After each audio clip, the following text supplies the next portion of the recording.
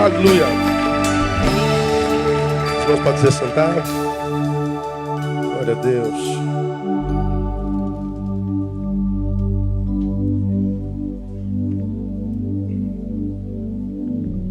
Na semana passada, irmãos, nós começamos uma palavra, denominamos promessas.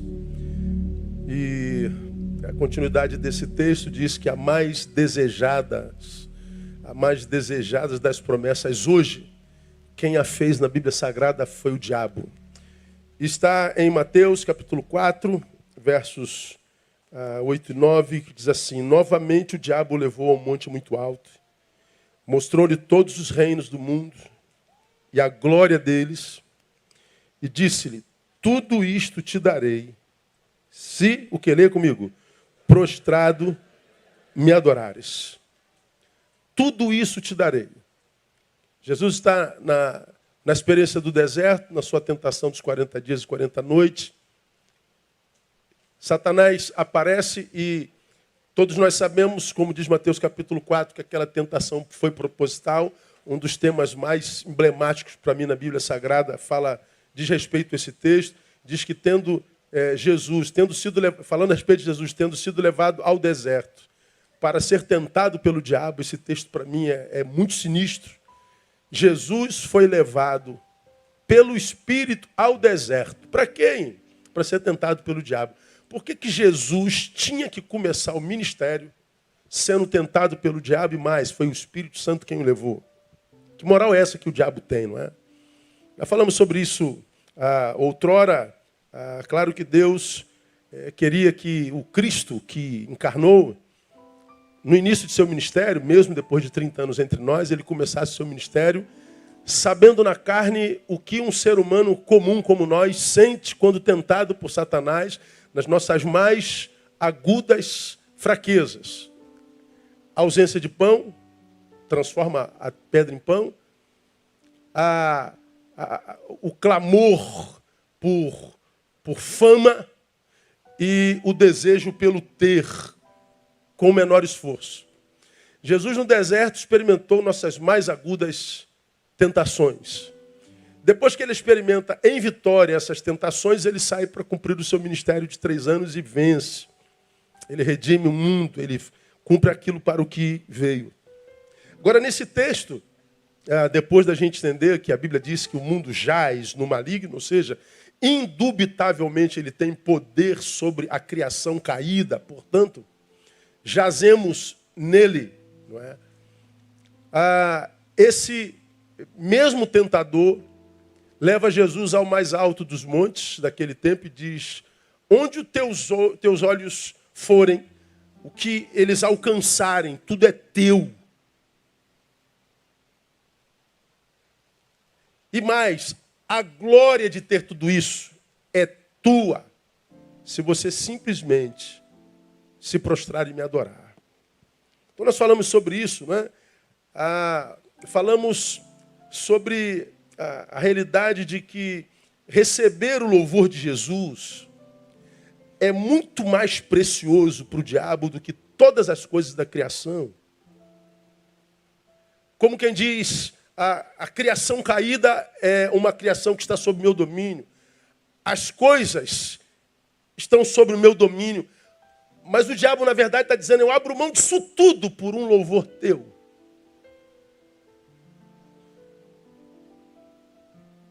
Não há nada na criação que me apeteça mais do que uma aprovação sua, do que uma glória da tua parte. É o que o diabo está dizendo aqui: troco tudo por teu louvor. Quantos, ou quanto para cada um de nós, irmão, vale receber o louvor ou a aprovação de Jesus? Bom, para Satanás fica claro, nada é mais precioso do que o louvor dele, nada é mais precioso do que a sua aprovação. Ele diz: eu troco tudo, eu e você.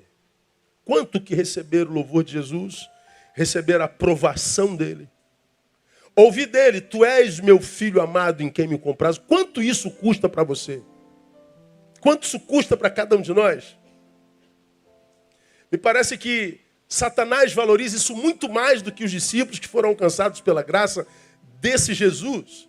Porque hoje o que vemos grande parte dos crentes, irmãos, ao invés de buscarem a mesma coisa que o diabo quis, o reconhecimento do Altíssimo, a aprovação do Altíssimo, hoje o que vemos são crentes buscando aquilo que o diabo ofereceu a Cristo. Coisas, glória, fama, reconhecimento. O diabo busca o louvor. O discípulo de Jesus abre mão do louvor por aquilo que o diabo promete. E promete mesmo. E grande parte dos crentes sucumbem ao tudo isso te darei, se o preço for a desconfiguração da identidade do discípulo de Jesus. Muitas vezes nos encontramos com gente com Jesus na boca, mas longe do coração, porque a gente percebe que o coração está absurdamente atrás de coisas. E hoje, infelizmente, irmãos, nós vemos uma sociedade, quiçá grande parte da igreja de Jesus, que sucumbiu ao tudo isso te darei. Trocou a sua identidade, trocou o seu chamado, trocou a sua vocação por coisa. O tudo que sai da boca do diabo, no texto que nós lemos e acabamos de estudar no domingo passado, esse tudo foi de pronto rejeitado por Jesus. Bota o versículo 10, painel, para mim, por gentileza. Então ordenou-lhe Jesus, vai-te, Satanás, porque está escrito, ao Senhor teu Deus adorarás e só a ele servirás. Bota o 11. Então o diabo o deixou e eis que vieram os anjos e o serviram. O tudo não apeteceu o coração de Jesus. O tudo não foi uma tentação para Jesus. Jesus rejeitou de pronto. Aí nós aprendemos algumas coisas na semana passada. Primeiro, nós nunca teremos tudo que desejamos. Principalmente se o nosso maior desejo não for receber a aprovação do Altíssimo. Nunca. O tudo prometido por Satanás é uma mentira. Porque o tudo se refere a coisas, e como nós pregamos hoje de manhã, coisa alguma pode trazer plenitude à alma de um ser humano. Uma alma não é planificada por coisas. Uma alma não é planificada por posses. Uma alma não consegue plenitude em função do que possui. A alma não é material. Então, quando a gente ouve propostas de ganhos fáceis, nós precisamos lembrar disso e entender. Nunca teremos tudo o que desejamos. O tudo prometido por aquele que prometeu é mentira. Ele não existe. Se isso é uma verdade, nós precisamos internalizar algumas coisas que diz respeito à existência humana. Por exemplo, eu me encontro com muitas pessoas no caminho que dizem assim, mas pastor, eu não entendo o ódio dessa pessoa, eu não entendo a perseguição dessa pessoa, eu não entendo a postura dos outros contrárias a mim. Quando a gente diz assim, eu não entendo, é porque inconscientemente nós estamos dizendo, na verdade, pastor, eu queria ser amado por todos, irmãos. Nós nunca seremos amados por todos. Esse todos não existe. Sempre haverá alguém que vai nutrir um ódio gratuito por você. Sempre haverá alguém que vai ter prazer na tua decadência. Então nós nunca seremos amados por ninguém. Nós nunca seremos alvos da gratidão de todos. A ingratidão graça entre nós, entre os homens. Então quando eu sou alvo da ingratidão do homem, eu não posso me prostrar imaginando que todos deveriam ser gratos para comigo. Não existe o todo, não existe o tudo. Nós não venceremos todas. Algumas derrotas nos alcançarão no caminho. Alguns projetos fenecerão no caminho. Alguns projetos fracassarão. Nós não seremos exaltados sempre, como pregam o tempo inteiro por aí, que Deus vai te dar tudo, que Deus vai fazer tudo, que tudo vai dar certo. Não, não vai não, irmão. Alguns momentos nós seremos humilhados mesmo. Haverá momentos na nossa vida em que nós vamos ser envergonhados. O tudo não existe. Nunca teremos tudo o que desejamos. Aprendemos em segundo, não precisamos de tudo para sermos felizes. Eu não posso tudo, e qual o problema? Eu não preciso de tudo para ser feliz. Portanto, quem está esperando algo para ser feliz, pode estar pecando contra a vida que desperdiçou nessa espera. É como aquele que diz assim, pastor, eu só vou ser feliz quando casar. Aí você estabeleceu um lugar e uma condição para ser feliz. Pois bem, enquanto você não casa, o que você curte com murmúrio é a tua solteirice. Essa espera do agora até o dia do casamento foi um desperdício de vida que muitas vezes é imperdoável diante de Deus. Porque existe um monte de gente que gostaria de ter a tua vida e não tem. Um monte de gente gostaria de estar no teu lugar e não está.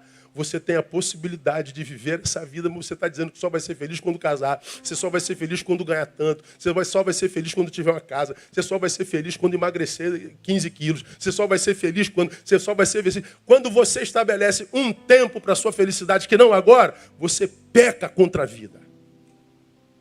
Você peca. E o pecado, diz a palavra, blinda os céus contra nós, sobre nós. Então nós não precisamos de tudo para ser feliz. Ora, esse pecado é um pecado gravíssimo contra Deus, falamos no domingo passado. Por quê? Porque foi ele quem se definiu assim, ó. Respondeu-lhe Jesus, João 14,6. Eu sou o caminho, eu sou a verdade, leiam para mim, e a vida. Quando eu abro mão da vida, estabelecendo um lugar para ser feliz, eu estou abrindo mão do próprio Deus. Eu estou abrindo mão de viver a vida que Ele planejou para mim. Como nós já falamos aqui, irmão, se uma pessoa só pode ser feliz casada, a gente não veria tanta gente casada infeliz, não é verdade? Se riqueza fosse felicidade, a gente não veria tantos ricos infelizes. Se magreza fosse felicidade, não existiria magrelo infeliz, não é verdade, irmão? Então, você que é gordinho, irmão, dá glória a Deus pelo seu pneuzinho. Ó, eu vou emagrecer, mas não vou esperar emagrecer para ser feliz. Seja feliz, gordinho, irmão. Seja feliz solteiro. Seja feliz sem ganhar 30 mil por mês. Seja feliz sem morar na Zona Sul. Seja feliz porque você está vivo e foi alcançado pela graça e a salvação do Altíssimo. Então aplauda Ele por isso aí, em nome de Jesus. E mais, hein? Os que pecam assim, esperando por algo para ser feliz, pecam porque anulam a missão do Cristo sobre si mesmo. Por quê? Porque a Bíblia diz, o ladrão não vem senão para matar, roubar e destruir. Mas o restante do versículo diz, eu vim para que vocês tenham vida, e vida em abundância. Quando eu estabeleço uma condição para ser feliz, você está abrindo mão da abundância de vida. Você está anulando a missão do Cristo sobre a sua vida. Então, nós aprendemos, nunca teremos tudo, mas não tem problema, nós não precisamos de tudo para sermos felizes. Louvado seja o nome de Deus por isso. E mais, 3, o contentar-se com o que tem, sem acomodar-se com isso, é a verdadeira ação de Deus na vida. Então, a ação de Deus na vida não é me dando o que eu quero, não é fazendo tudo o que eu quero. Onde que está a graça de Deus na vida? Está no contentamento que Ele nos dá, sem que esse contentamento produza em nós acomodação. É o contentar-me. Nós lemos Filipenses capítulo 4, versículo 11, e esse texto eu faço questão de ler de novo, porque para mim ele é muito tremendo. E a gente precisava guardar esse texto na nossa cabeça por causa do seu significado. Não digo isto por causa de necessidade, porque já aprendi a contentar-me com as circunstâncias em que me encontre. Olha o 12. Sei passar falta, sei ter abundância. Em toda maneira, em todas as coisas estou experimentado, tanto em ter fartura como em passar fome, tanto em ter abundância como em padecer necessidade. E o 13 todos nós sabemos. Vamos juntos? Posso, aquele que me fortalece. Esse é um dos versículos mais conhecidos da Bíblia Sagrada. Mas a grandeza desse texto está no verso 11. E eu citei essa palavra contentamento, porque já aprendi a contentar-me. Essa palavra contentar-me, no grego é a palavra autarques, ou autarques, como você quiser. Esse termo era um termo muito comum e usado pelos filósofos estoicos na antiga Grécia, que tinham lá em Tarso um grande centro filosófico. Essa palavra era muito comum. Autarques é traduzido literalmente por autossuficiência. Essa autossuficiência é o que eles diziam buscar através da filosofia. O que significa autarques? Esse contentamento, literalmente, é o estado em que as emoções provocadas pelas circunstâncias externas não têm permissão de perturbar a tranquilidade íntima do indivíduo. Quando Paulo diz, porque já aprendi a contentar-me, ou seja, fui abençoado pelo contentamento, ele está dizendo, Deus me deu a graça de não permitir que circunstância externa alguma influencie nas minhas emoções internas. Para mim, irmão, isso é a bênção do Altíssimo. A bênção do Altíssimo não é me impedir de fracassar. A bênção do Altíssimo não é me impedir de passar necessidade. A bênção do Altíssimo não é me impedir de viver dores e antagonismo. A bênção do Altíssimo não é me colocar dentro de uma bolha antidor. A bênção do Altíssimo é dizer, Neil, haja o que houver, aconteça o que acontecer, você está preparado para isso. De modo que quando eu creio nisso e recebo isso, não há nada, nem coisa alguma que me possa parar, irmão. Aí você e eu vamos dizer como Paulo, posso todas as coisas naquele que me fortalece. Poder todas as coisas não é dizer, eu sonhei com isso, então eu creio que eu posso isso. Não é só isso não, também. Mas é ver o seu sonho indo à bancarrota, é você ver o seu projeto indo por água abaixo, é você ver o seu melhor amigo lhe dando uma punhalada nas costas, é você sendo alvo da ingratidão e da humilhação do mundo, é se ver no vale da sombra da morte e da angústia e dizer assim, eu posso suportar isso, porque eu estou debaixo da bênção do Altíssimo. É isso, pode aplaudir ele aí, se for para ele, aplauda direito. Então, como nós já aprendemos, a bênção de Deus não é bênção só para me livrar da dor, é para me capacitar para vencê-la também. Porque ninguém passa por essa vida sem dor. E quem diz que passa, fuja dele, é mentiroso. E crente é mentiroso quando o assunto é esse. Desculpa aí, viu, crente? Quarto, aprendemos no domingo passado.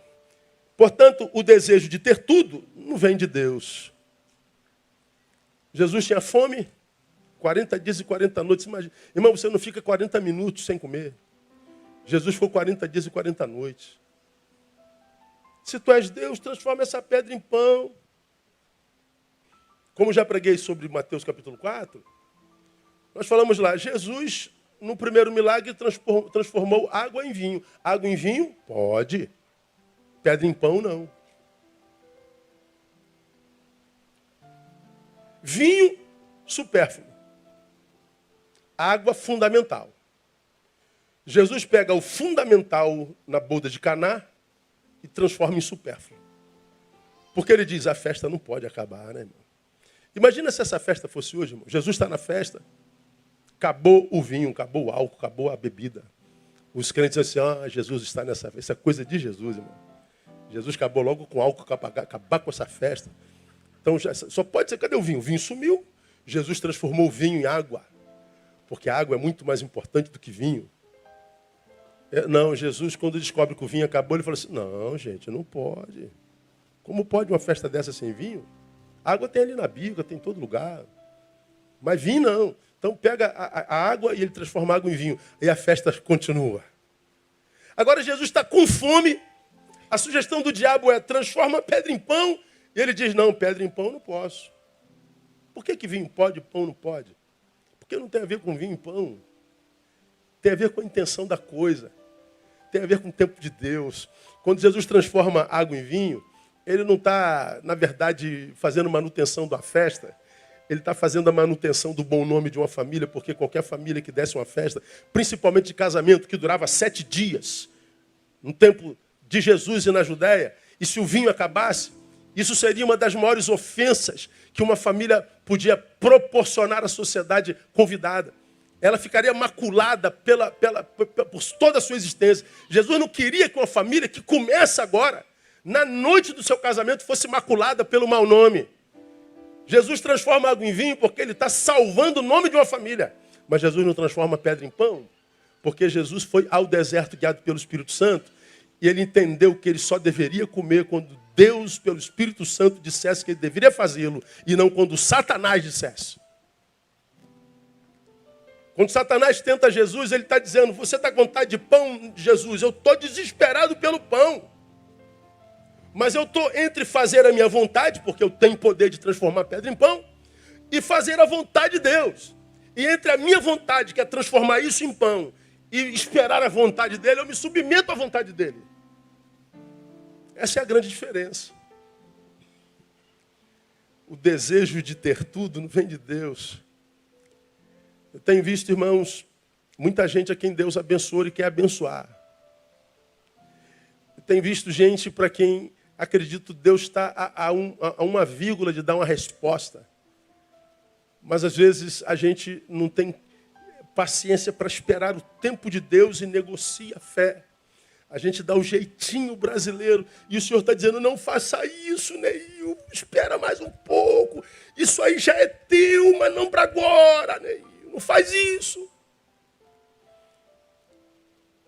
Você é meu discípulo, espera o meu tempo. Você já falou do que precisa, você já falou do desejo do teu coração. Espera o meu tempo, eu já te ouvi. Eu te trouxe até aqui, eu te sustentei até aqui, não negocie. A gente vai lá e negocia, toma posse do que queria, mas fora do tempo de Deus, e aquilo acaba sendo uma desgraça na nossa vida. O desejo de ter tudo não vem de Deus. O desejo primeiro de Deus para os seus discípulos está registrado em Mateus 16, 24, é daqui que a gente continua, quando ele diz assim, então disse Jesus aos seus discípulos, se alguém quer vir após mim, negue-se a si mesmo, tome sua cruz e siga-me. Jesus está falando, se você quer seguir a mim e quer que isso seja bom para você, faça um jejum de si mesmo. Negue-se. Essas palavras de Jesus, irmão, nesse tempo, negue-se a si mesmo, tem ganho uma proporção assim na minha concepção, nunca antes alcançada. Porque à medida que os anos vão passando, a compreensão do que Deus queria dizer na sua palavra fica mais óbvia. E fica mais óbvia à medida que os anos vão passando. Porque uma vez que cada ano, esse si mesmo, esse eu que precisa ser negado, ele vai tendo do mundo mais ofertas. Tudo isso te darei. Eu duvido que o eu de Jesus, homem, não queria demais transformar aquela pedra em pão. Eu duvido que o Jesus, homem, o eu do Jesus, homem, não sentia o mesmo que a gente deseja. A vontade de ascensão e de aparecer. Vontade de ter. Jesus tinha necessidades vitais naquele deserto. Mas Jesus, naquele tempo, ele se nega, ele se anula, ele faz jejum de si mesmo, ele faz jejum do seu desejo, e o tudo isso te darei e perde poder sobre ele. Mas por que isso se agrava hoje? Porque o tudo isso te darei é cada vez mais irresistível à medida que os anos vão passando. O tudo isso te darei aumenta em possibilidades a cada ano, como eu falei domingo passado. Domingo passado eu falei que Jesus, quando recebeu essa tentação, ele estava no deserto da Judéia, num tempo rural. Quando ele é levado ao monte, ele vê talvez a cidade da Judéia, ele vê campos verdes, ele vê parte de deserto, ele vê vacas, vê bois, vê alguns beduínos, uma cidade sem glamour alguma, sem luz, sem neões, sem tecnologia, sem rede social. O tudo isso te darei era um tudo muito pobre. Mas hoje, imagina o diabo te levando para um alto monte e te mostrando a glória do Rio de Janeiro, irmão. Todo o dinheiro possível fácil. As mulheres e os homens mais desejáveis aos teus pés. Imagina você com seu vício Instagram niciano, com 500 mil seguidores te dando like e com as tuas postagens monetizadas. Imagina você passando na rua e todo mundo te pedindo autógrafo, querendo tirar uma foto contigo. Imagine você bombando, geral, todo mundo te invejando. Você é uma celebridade. O diabo te leva lá em cima e diz, está vendo esse dinheiro todo? Está vendo essa glória toda? Está vendo essa facilidade toda? Está vendo essa honra? Tudo isso eu te dou. Ah, o tudo de hoje é cada vez mais irresistível. Cada vez mais irresistível. E mais, irmãos, a sociedade, para quem o diabo faz essa oferenda, essa oferta, talvez seja a sociedade mais frágil que já pisou nesse planeta. Alguns domingos atrás, alguns meses atrás, eu falei sobre essa necessidade de glória que acomete a cada um de nós. E citei um caso que aconteceu nas redes, de um menino que tem um canal, e ele queria fazer com que o canal dele aumentasse de qualquer jeito. Aí ele teve uma excelente ideia. Ele comprou uma Glock, uma pistola. Nos Estados Unidos você compra fácil. E ele falou, olha, para a namorada dele, você vai me dar um tiro no peito. Eu vou botar um livro e você vai me dar um tiro no peito. Antes ele fez o teste, vocês devem se lembrar disso. Ele comprou um livro grossão, botou na parede e deu um tiro de uma determinada distância no livro. Pá! O livro parou o projétil. Ele teve essa grande ideia. Eu vou bombar nas redes, vou ter glória, like, vou ter reconhecimento, seguidores, vou lacrar geral. Pô, de onde vem essa necessidade? Ele chamou a noiva e disse assim, eu vou botar esse livro no peito, você vai se afastar e vai dar um tiro em mim. A menina ficou louca, desesperada. Não, você está maluco. Não, eu preciso ser visto, eu preciso bombar, eu preciso ganhar seguidores, eu preciso. Glória, eu quero tudo que eu posso. Eu quero aparecer. Ela se recusou, mas um tempo ela não conseguiu mais. Ele comprou outro livro, botou o livro no peito, ela tirou. E o que aconteceu? O projétil atravessou o livro e ele morreu.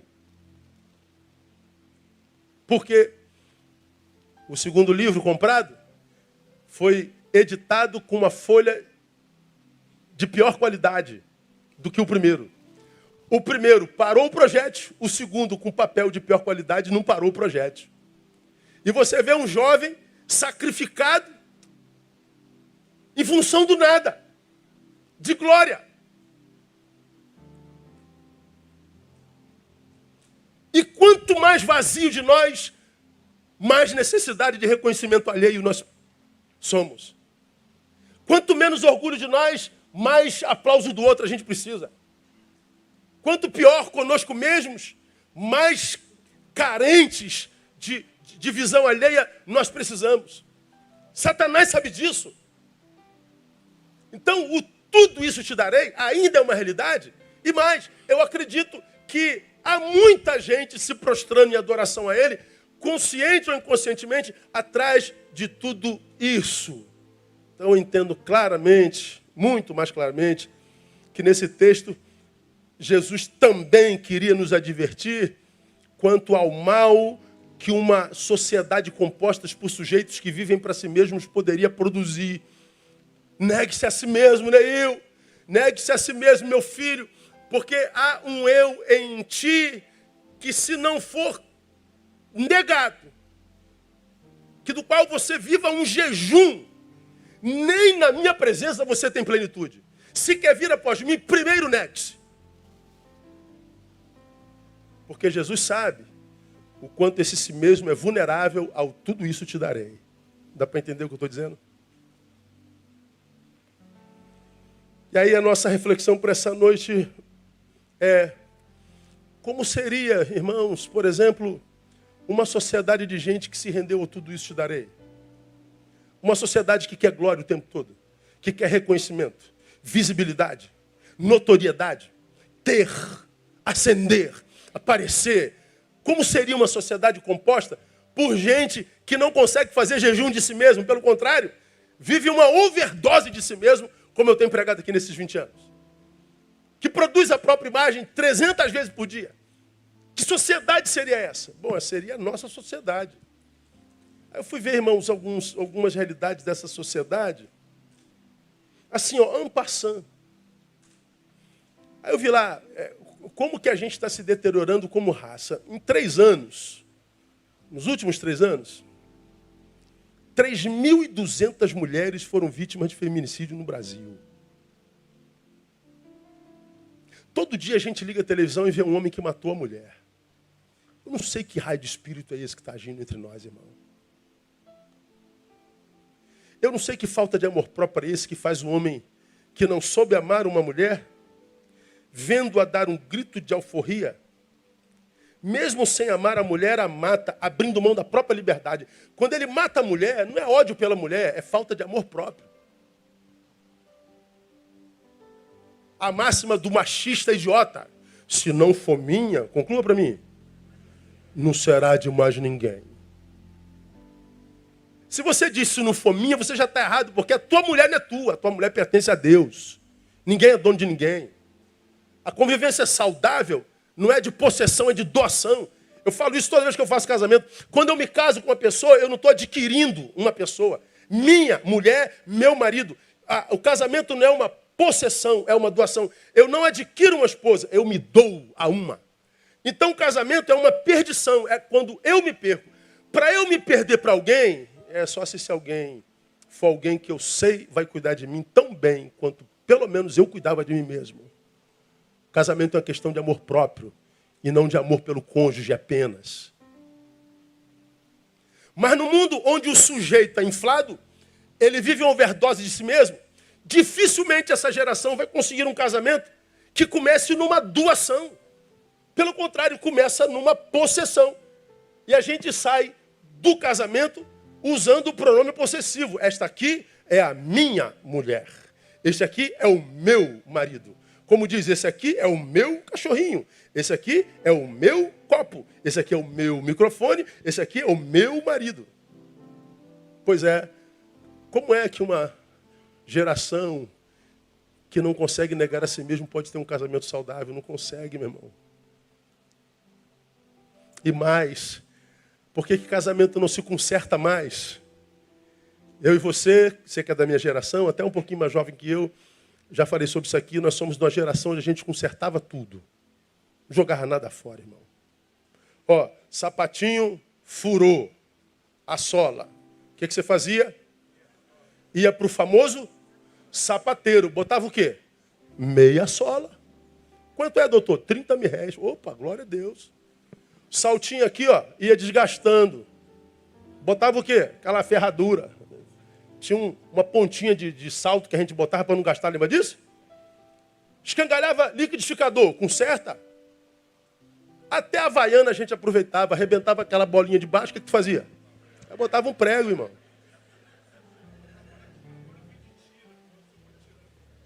Ah, é? Só tira, só vende a tira? Olha que beleza. Mas a gente botava prego. A gente consertava tudo, irmão.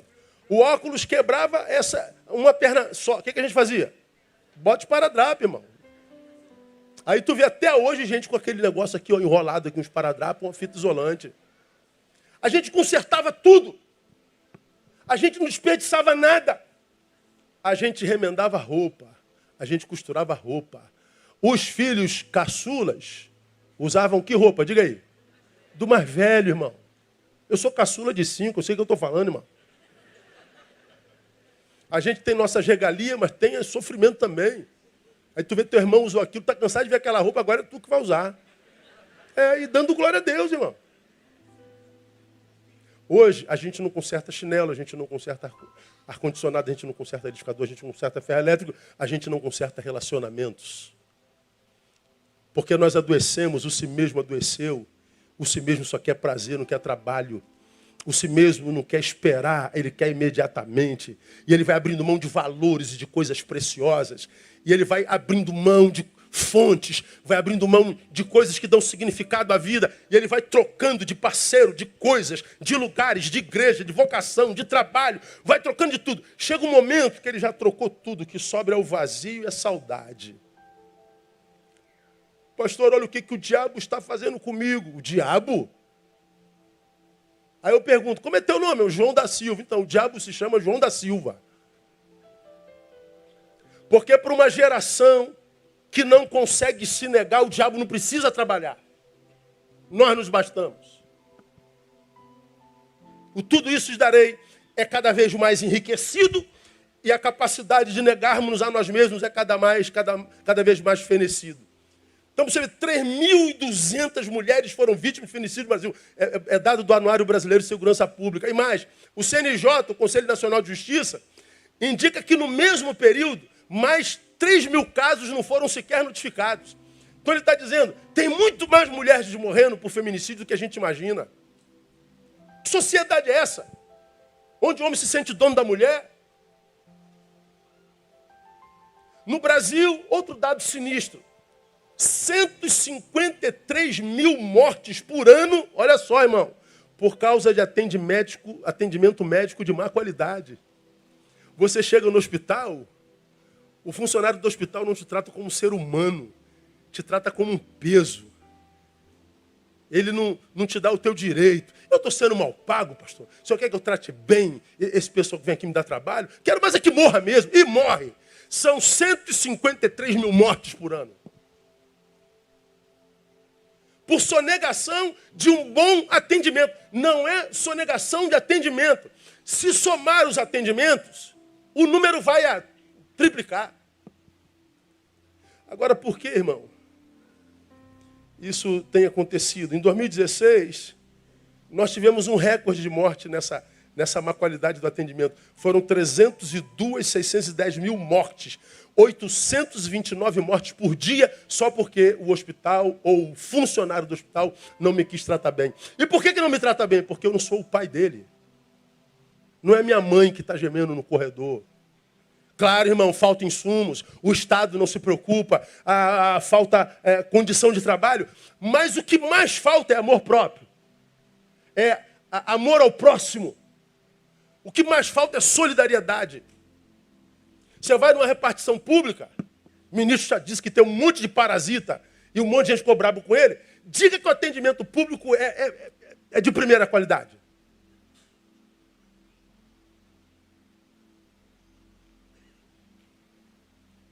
Agora, por que você não trata bem? Por que você não faz aquilo para o que você está sendo pago? Porque eu quero é conforto, pastor. Quero sossego, essa gente me perturba.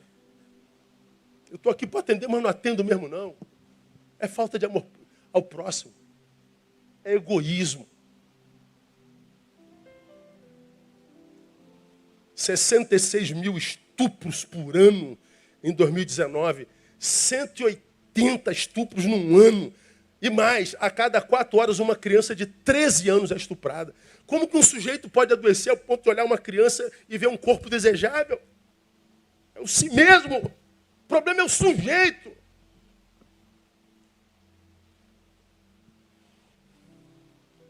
Você leu essa semana uma criança de 8 meses nesse país. Estava no abrigo, morreu com sarampo. Por que morreu? Me digam vocês, quem viu a reportagem? Não foi vacinado. Por que não vacinaram o menino de 8 meses, irmão? Porque não é nosso filho. Porque não é da minha família. Porque é uma coisinha de abrigo. Mas você não é responsável pelo abrigo? Não é você que recebeu essa criança? Crianças não precisam ser vacinadas. Por que não cuida como se fosse teu filho? A gente tem que ouvir isso o tempo todo.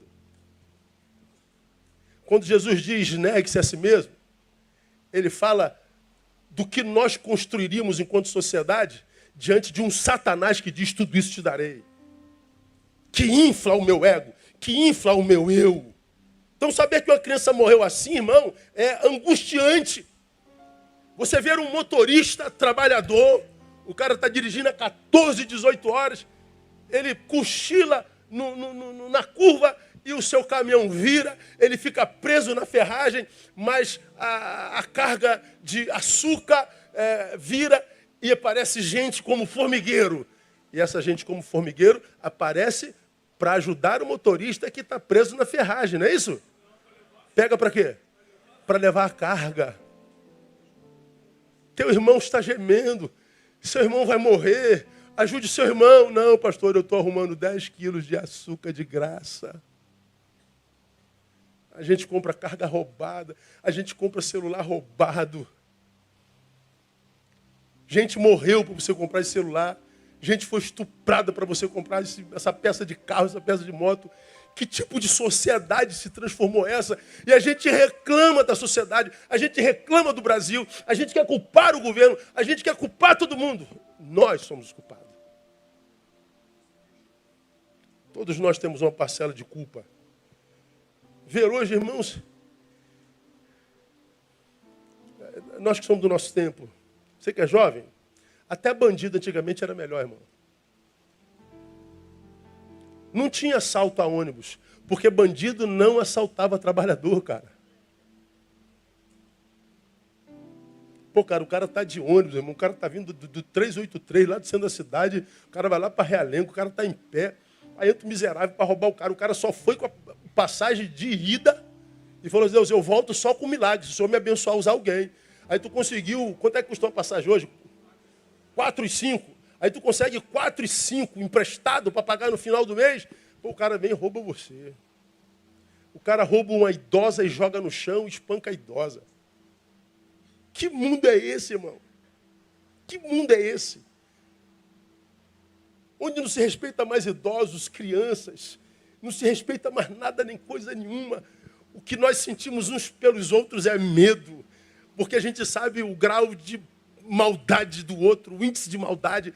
A gente vive com medo, a vida perde sentido, porque a gente não tem mais vontade de ir para a rua. Quando vai com medo. Aí a gente vê essa demanda de depressão, essa demanda de ansiedade e essa demanda de suicídio e de gente sem inspiração para a vida, como eu preguei de manhã.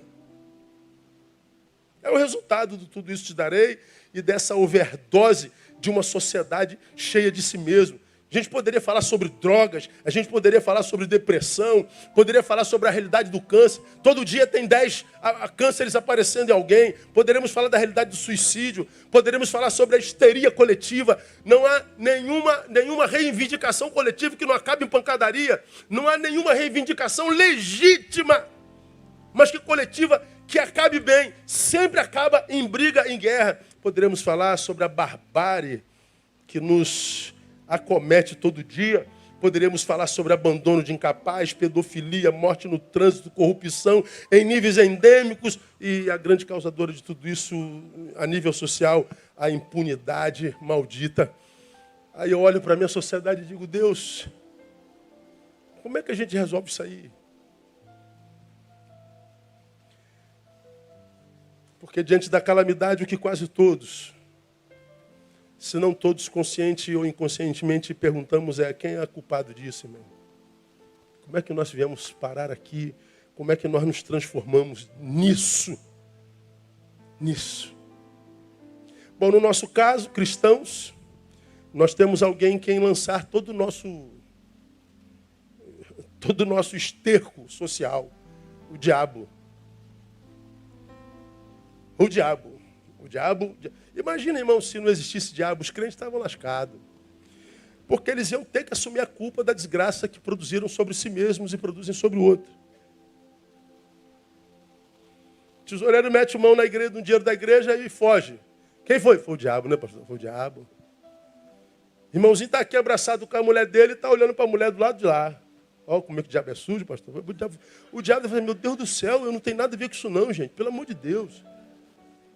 Tudo sou eu.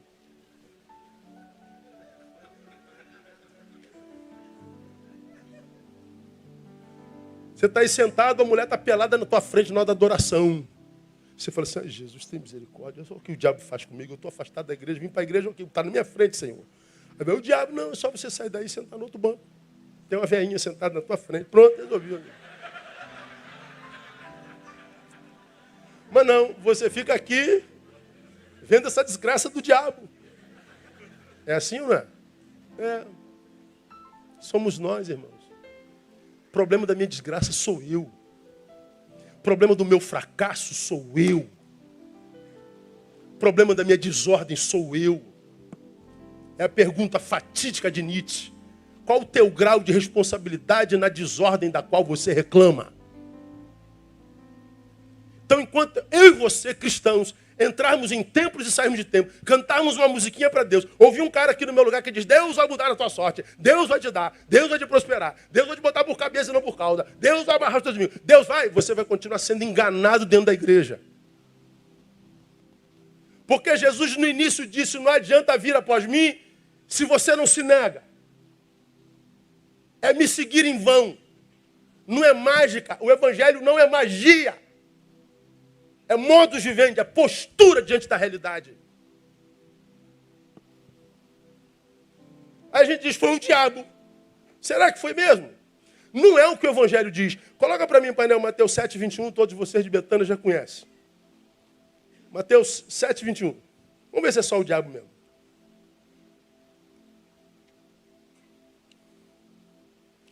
Ah, nesse não. Isso aí. Olha o que diz o texto, palavras do mestre. Pois é do interior, do coração dos homens que procedem o quê? Leiam comigo. Maus pensamentos, que mais? Prostituições, que mais? Que mais? Que mais? Passa. Que mais? Que mais? Que mais? Mais. Mais. Mais. Mais. Mais. Passa. Todas estas más coisas procedem de onde? Diga. De dentro. Não é do diabo, não. Ô, aquele irmão está com espírito de adultério. Não existe espírito de adultério. Espírito de soberba. Espírito, não, é tudo do coração humano. É um ser humano doente que não conseguiu se submeter ao Espírito Santo. Na crise entre fazer a minha vontade e a de Deus, ele sempre fica com a minha vontade, não com a de Deus. Aí a vida dele não flui, não acontece, ele diz, Deus não existe. Deus não é bom. Eu sou ateu. Ah, vai te catar, irmão. Não é ateu nada, pô. Tem uma fome de alma terrível. Não acredita em Deus, mas tem um monte de gente que se diz ateus, me ouve religiosamente, eu sou ateu. Então tá ouvindo o que aqui? Nada, você mente para si mesmo, pô.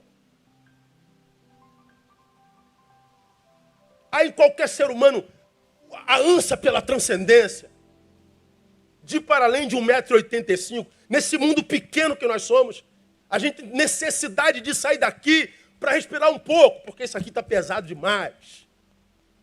De navegar no Espírito, para dar uma respirada dessa terra.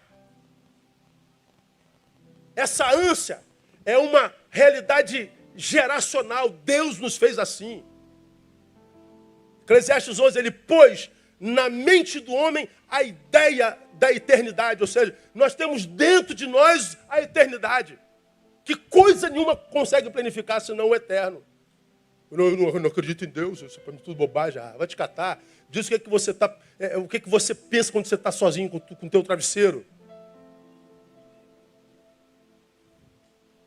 Então eu posso afirmar, irmão, que a arma da nossa destruição está em mim, é de dentro, é do coração do homem, é é subjetiva, é autossabotagem. A questão é a seguinte, como nos tornamos nessa arma tão mortal, como é que isso tudo brotando de dentro de mim me acaba. Quando eu leio esse texto, não há como ficar dúvida do porquê que Jesus disse, negue-se a si mesmo. Porque você carrega essa mortandade toda dentro de você. Eu e você carregamos essa desgraça toda. Nós carregamos esse poder de desconfiguração existencial dentro da gente. Eu larga esse cara que está dentro de você e renda-se a mim.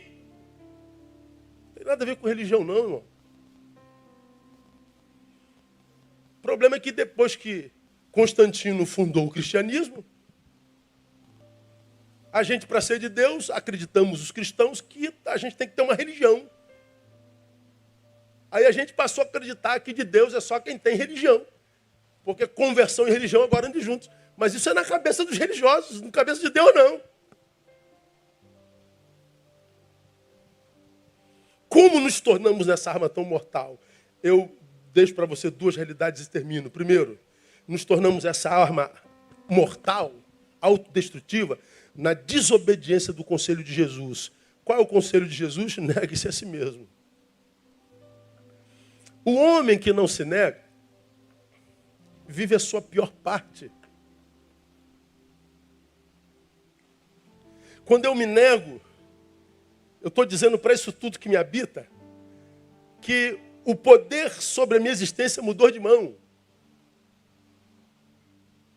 Não é mais isso tudo que me domina, porque eu neguei isso tudo e me entreguei a Jesus de Nazaré.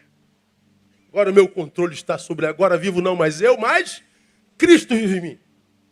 Então eu estou livre dessa desgraça. Livre da submissão a ela, porque enquanto potência ela me habita.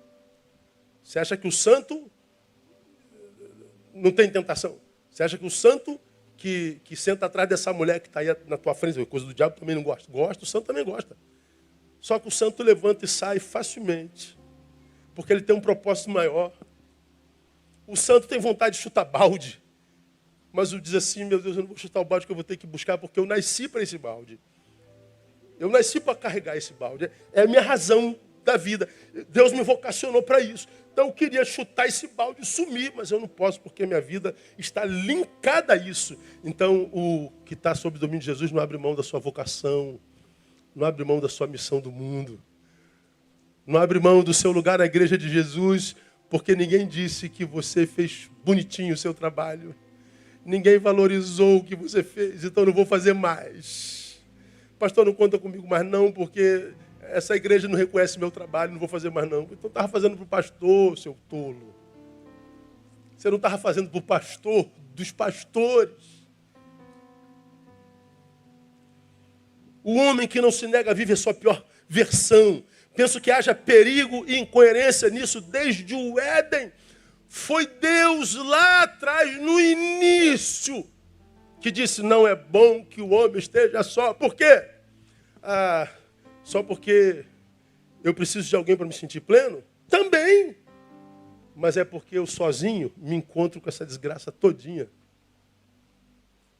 Eu sozinho sou acessado por isso o tempo todo e acesso isso o tempo todo. Eu sozinho, sem função, sem razão, sem conexão, não é bom só é bom com. A vida só encontra sabor no encontro. Porque no encontro eu estou me doando. Então eu me livro de mim. Me livro de mim na solidariedade do encontro. Me livro de mim na solidariedade da ponte, da relação. Agora, quando eu me isolo, eu estou me autocondenando. Eu estou cometendo um suicídio processual. Estou me matando lentamente. Por que nós nos transformamos nisso tudo?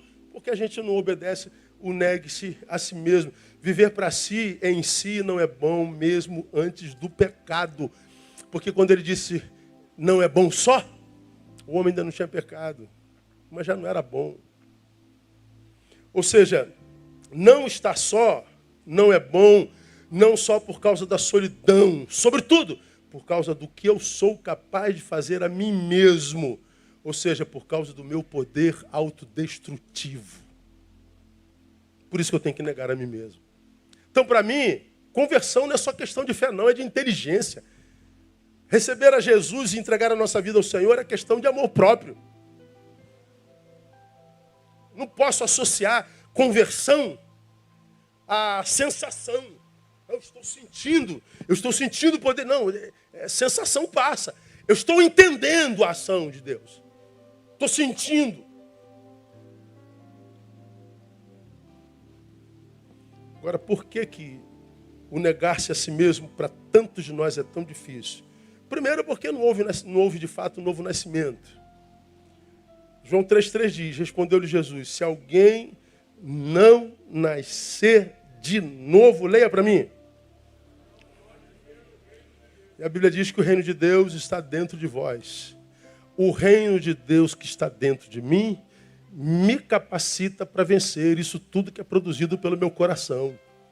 Mas a única forma de entrar no reino de Deus que entra em nós é pelo novo nascimento. Aí o cara lá pergunta, mas como é que nós faremos isso, Senhor? Nós entraremos na barriga da nossa mãe para nascer de novo? Não, filho. Quem não nasce da água e do Espírito. Da água você já nasceu, Nicodemos. Você nasceu dentro da água, você nasceu dentro de uma bolha da água. Então da água você já nasceu, agora você precisa nascer do Espírito. Você precisa dar espaço para que o teu espírito se encontre com o Espírito de Deus e vocês saiam com a convicção plena de que você agora é filho de Deus. Porque o nosso espírito, o Espírito Santo e o nosso espírito confirmam que nós somos filhos de Deus. Então tem que ter dois nascimentos. O nascimento da água, que é o que a gente sai do útero da nossa mãe, mas nascer espiritualmente. Mas aí essa geração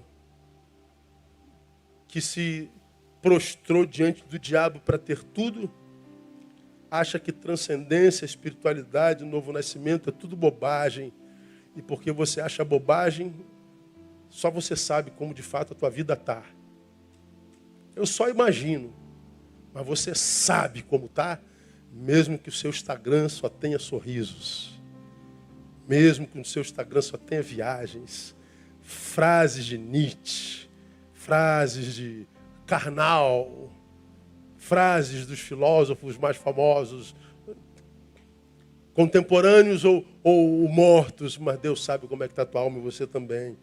Então, na ausência desse novo nascimento, não há regeneração, o que há é adesão. Então, há muita gente na igreja que não passou pela regeneração, porque não nasceu de novo. Ele entrou na igreja por adesão. Ele entrou na igreja institucional, mas não entrou no reino de Deus que entra na gente. Então, ele não se converteu, ele aderiu. Não foi regeneração, foi adesão. Adesão, eu já preguei sobre isso aqui lá atrás. É como, como sendo um alguém que não foi discipulado, foi adestrado. É como aquele cachorrinho adestrado que a gente tem em casa, que é quadrúpede, né? Já preguei sobre isso aqui. Está lá, quadrúpede, mas ele é adestrado. Aí eu vou dizer assim, senta, ele senta. Rola, ele rola. Late, uau. Fica em pé, ele fica em pezinho. O adestrador sabe o que eu estou falando, né? Quer adestrar seu cão? Procura esse homem aí. Levanta a mão, aproveita a propaganda, cara, isso aí. Então, fica de pé. Aí o cachorrinho fica em pé.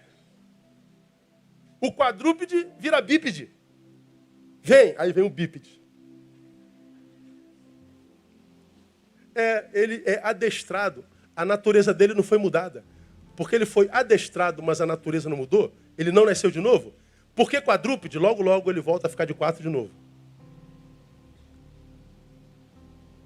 Crentes que não são discipulados, não foram regenerados, eles são adestrados a não fazer isso, não fazer aquilo, não pode aquilo, não pode isso, não pode assado, não pode aquilo, não pode nada. Mas mudou a essência, não. Logo, logo você está fazendo tudo de novo. Logo, logo você está chafurdado no pecado de novo. Logo, logo você se entrega a tudo aquilo que deixou por algum tempo, por alguns anos.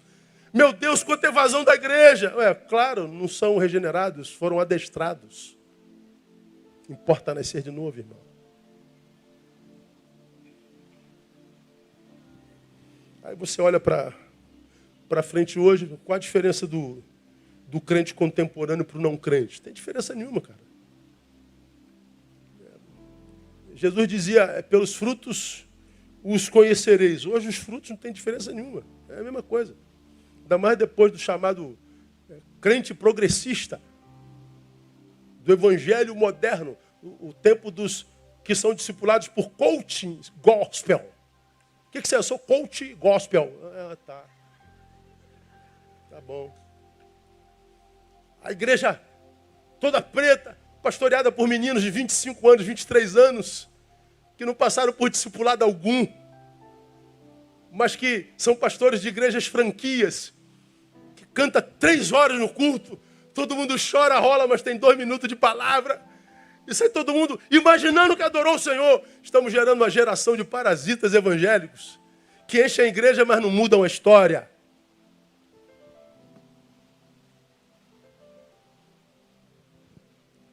O que vemos hoje são cristãos evocando seus próprios direitos em Cristo, quando na verdade deveriam ser agentes da justiça não da própria, mas no mundo. Pastor pregando a televisão, você tem que exigir de Deus a tua bênção. Eu exijo de Deus. Cara, que isso? Você exige de Deus, brother? Você está louco, cara? Você está retardado, irmão? Você está maluco? Você não era nem para estar vivo. Se não fossem as misericórdias do Senhor, você já teria sido o quê? Consumido. Você está vivo pela graça e você ainda quer exigir de Deus. Mas é o que a gente escuta. O que a gente escuta é, irmãos, só vitória, só vitória, só vitória. Eu digo, só mentira, só mentira, só mentira. Porque ninguém vive em só vitória. A gente sabe disso. E o que Deus quer de nós está lá em 1 Coríntios 10, 24. Ninguém busca o proveito próprio, antes cada um o que é de outra. Isso é evangelho. Por que eu me preocupo com o direito do outro? Porque em Deus o meu direito já foi realizado. No amor de Jesus, o que acontece é em 1 Coríntios capítulo 13, verso 5. E você já me viu pregar sobre isso. Que definindo o amor diz, não se porta inconvenientemente, não busca seus próprios interesses. É um amor que busca, mas não seu interesse. Porque em Cristo ele já está resolvido. Então ele não tem como não ser generoso. E se não é, porque não entendeu nada do Evangelho. Vamos terminar, irmão. Quero dar alguns exemplos dessa dificuldade de negar-se a si mesmo. Por exemplo, quando a gente fala de perdão. Você precisa perdoar fulano. Como diz a Bíblia, né? Aí você fala assim, mas eu não perdoo mesmo, pastor. Perdoo porque o que fez comigo não tem perdão. Por que não? Porque o teu si mesmo não deixa. O teu ego, teu eu está ferido. O que você requer é o teu direito e não o do todo. Então, porque o teu eu não é regenerado, você não consegue perdoar. E o litígio fica. E você fica em desobediência para com Deus. Eu poderia dar 200 exemplos. Por que abandonamos a comunhão e os irmãos? Mesmo que a Bíblia diga, não abandonando a nossa congregação, como é costume de algum. Falta de negação. É na comunhão que o Senhor ordena a bênção e a vida, mas o teu coração está voltado para fora, para o teu prazer, para o teu desejo. Você abre mão com facilidade, porque o teu si mesmo te domina. Entre dar prazer a Deus ou a mim mesmo, o que não consegue negar-se dá prazer a si mesmo. Por que a gente não consegue praticar o si mesmo? Porque a autonegação, para quem não nasceu de novo, é a retirada de todo o prazer que possui, pois o único prazer que possui é na carne mesmo. Negue-se a si mesmo, né? Mas se eu tirar o si mesmo de mim, se eu me negar, eu arranco de mim todo o prazer da vida. Por quê? Porque eu não nasci de novo, o meu prazer só está na carne mesmo. Então me deixa aqui no meu pecadinho, pastor. Deixa aqui fazendo minha besteira. Eu me resolvo com Deus. Pois é, você disse isso quando tinha 18 anos, está com 30, não está? Já se resolveu com Deus? Ou tua vida está encalacrada ainda? Você disse com 30 e agora está com 40, não está? A tua vida já está resolvida? Já consegue sentir orgulho de si mesmo?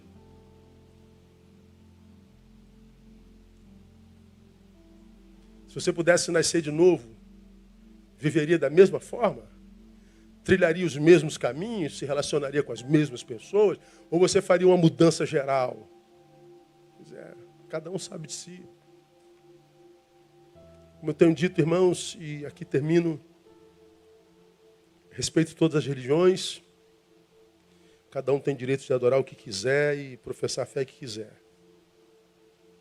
Mas nós, por graça de Deus, fomos feitos por eles cristãos. Cremos em Jesus que disse, eu sou o caminho, a verdade e a vida. Amém, amados? Nós não somos espíritas.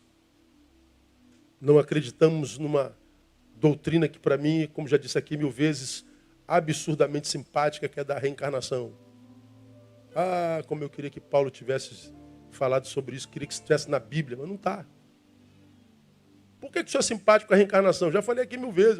Eu nasci, morri sem ter vivido. Eu fui uma desgraça. Eu fui um fracasso, eu fui um péssimo gestor de mim mesmo, eu fui um miserável. Não tem problema, vou voltar daqui a pouco, eu vou voltar, vou reencarnar. Mas se você foi ruim, pode voltar num pônei. Mas se você for um pôneizinho maneiro, você vai voltar de novo. Pode voltar um garanhão, né? Um puro sangue. Volta de novo, quem sabe volta um orangotango. Evoluiu. Até voltar gente de novo. Ou seja, vai ter outra oportunidade. Quem me dera, irmão? Eu queria muito que fosse. Eu me lasquei nessa vida. Tranquilo, Neil, paciência, você vai voltar de novo. Neil, tua volta está marcada para tal dia. Ou voltou. Mas eu e você somos cristãos, amém ou não?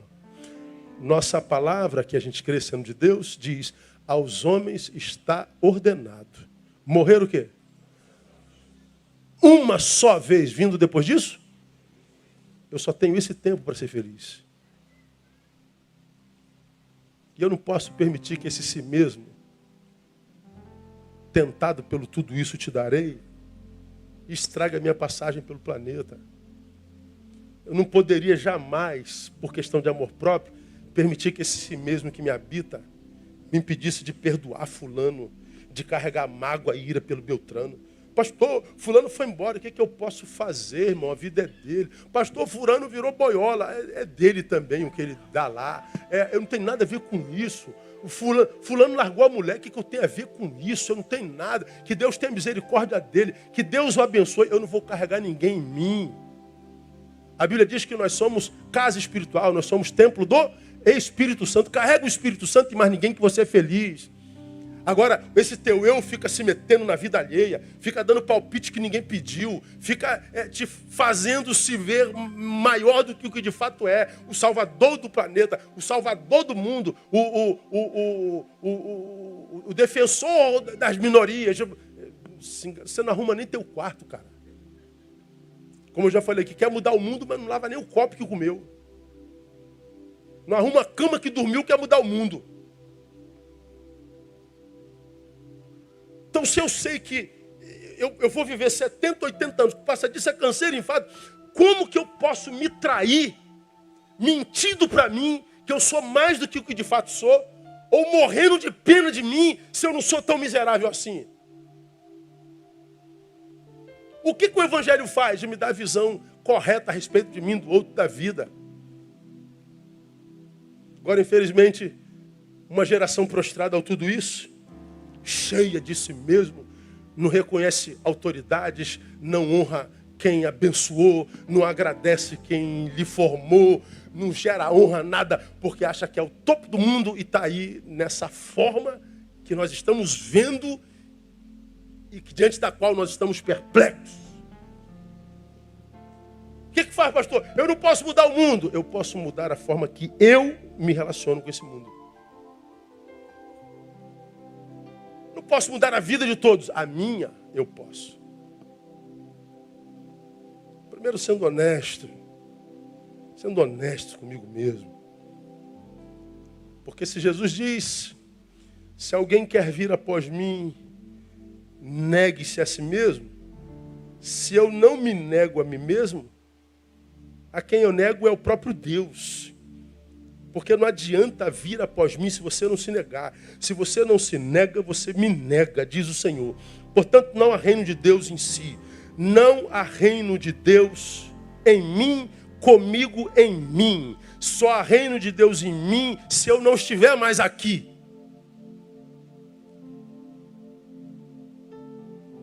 Porque se eu estiver aqui, não há reino. Há, no máximo, religião.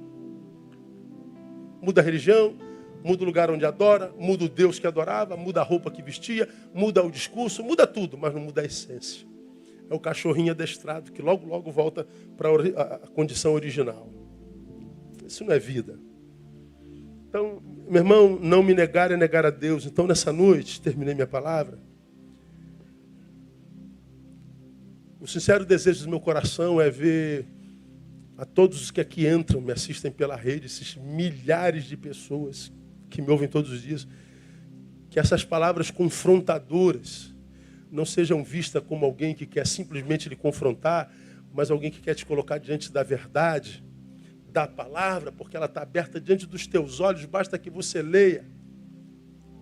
E através dessa leitura, do entendimento da mesma, você se transforma em alguém de quem você se orgulha. Que através dessa palavra você coloque esse si mesmo tentado pelo tudo isso te darei no seu devido lugar, para que o Jesus que disse que eu não preciso de tudo para ser feliz, te dê a verdadeira felicidade. E esse Jesus está aqui nessa noite, dizendo: filho, eu sei o que é que você está passando, filho meu. Eu sei que você tem um monte de dúvida da minha bondade, da minha existência, porque a tua vida está toda encalacrada. Mas por que você não experimenta nessa noite entregar a tua vida a mim? Por que você não experimenta? Por que você não diz: Senhor, eu não quero mais ser assim. Marrento, mas só diante dos outros. Feliz, mas só no Instagram. Inteligentão, intelectual, mas só diante de... Mas não tenho amor próprio nenhum. Então eu queria orar com você, queria terminar o culto dessa noite orando com você. Vamos ficar em pé todos? Não saia antes de terminar, não, por favor. Estamos bem antes do nosso horário de final. Eu queria orar com você que está aqui nessa noite, que sinceramente diante do Senhor, gostaria de dizer assim: Deus, eu quero colocar esse si mesmo no seu devido lugar, e eu quero entregar a minha vida a Ti nessa noite. Sai do seu lugar, vem aqui. Você que entendeu essa palavra, sem apelação. Pastor, eu quero essa nova vida em Jesus. Eu quero me render a Ele, não ao tudo isso te darei. Eu não quero ser uma farsa, eu quero ter orgulho de mim mesmo.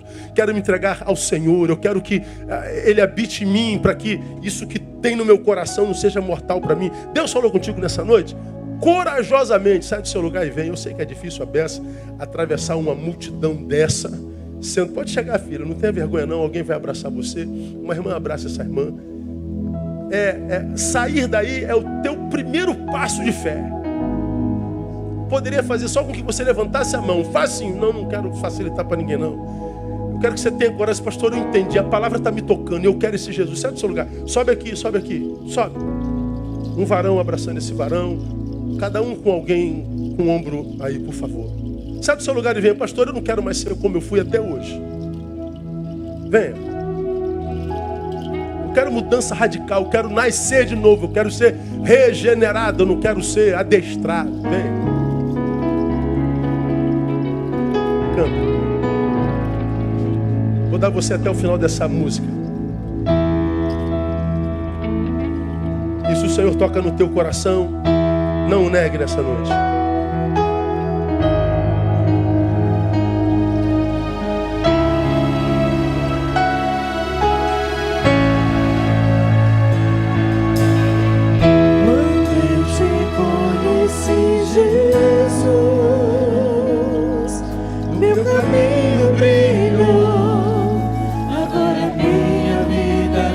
Não é mais a mesma mesmo.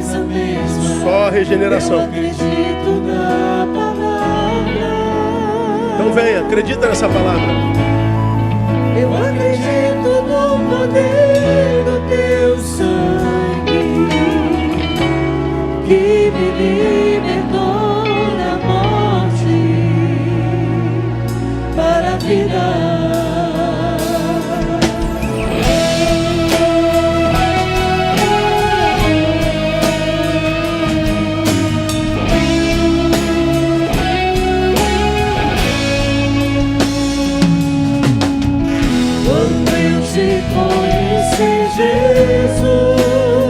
Pode chegar.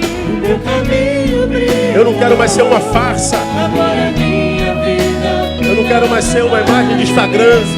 Quero vida verdadeira.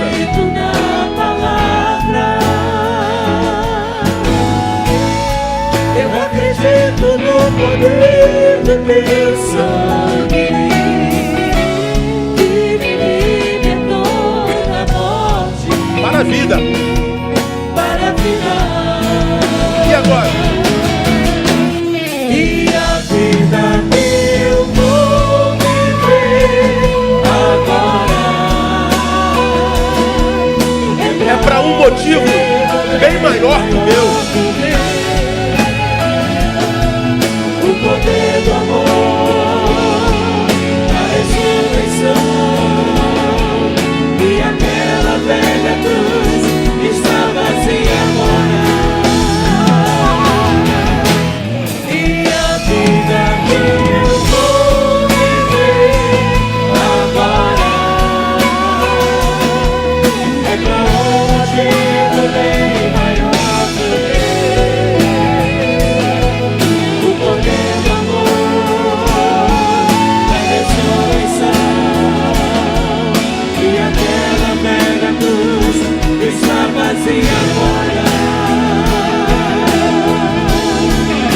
Porque a cruz está vazia. Foi vencida por Jesus, que venceu a própria morte. E só um Deus que venceu morte tem moral para prometer vida e vida abundante. Ele está aqui nessa noite querendo ressignificar a tua vida, a tua existência. Não rejeite a proposta do Altíssimo nessa noite. Vamos louvar e vamos encerrar essa canção e essa oportunidade. E a vida que eu vou viver agora é pra um motivo bem maior que o meu. O poder do amor, a ressurreição e aquela velha cruz está vazia agora. Vida que eu vou viver agora é pra um motivo bem maior que o meu. O poder do amor, a ressurreição e aquela velha cruz está vazia agora. E porque essa cruz está vazia, Pai, nós cremos no poder do ressuscitado. Porque a cruz está vazia, nós cremos no poder da regeneração, não da adesão. Acreditamos que o Evangelho não é algo a ser usado, é algo a ser vivido. Portanto, ó Deus, que a vida do Evangelho, a vida do Jesus Cristo ressuscitado, possa alcançar a vida dos meus irmãos aqui à frente. Que esta noite, ó Deus, seja um divisor de águas na vida dos meus irmãos. Que essa noite, ó Deus, eles sejam capacitados para enxergar a vida como de fato ela é, as pessoas e as circunstâncias como de fato são. Que elas saiam daqui, ó Deus, não com seus problemas vencidos, mas capacitados para vencer os seus problemas. Que elas saiam daqui, ó Deus, com uma nova postura diante da existência. Que elas saiam daqui, ó Deus, com uma nova visão a respeito de tudo. E que saiam daqui, sobretudo, acreditando que ela agora pode tudo, porque o Senhor as fortalece. Nós ministramos a tua vida sobre a vida dos meus irmãos. Nós ministramos a tua bênção e uma nova era, um novo tempo, uma nova história na vida dos meus irmãos. E nós fazemos isso tão somente na autoridade do nome e pelo poder do sangue de Jesus, nosso Senhor que reina. Amém e aleluia. Dê o melhor aplauso no nome de Jesus. Vocês podem se assentar. Que a graça do Senhor seja sobre a sua vida. Sentem-se um pouquinho, irmãos. Nós vamos terminar o culto, mas antes de terminar o culto, eu quero abençoar a Viviane e o Ricardo. Eles tinham falado comigo, eles casaram essa semana.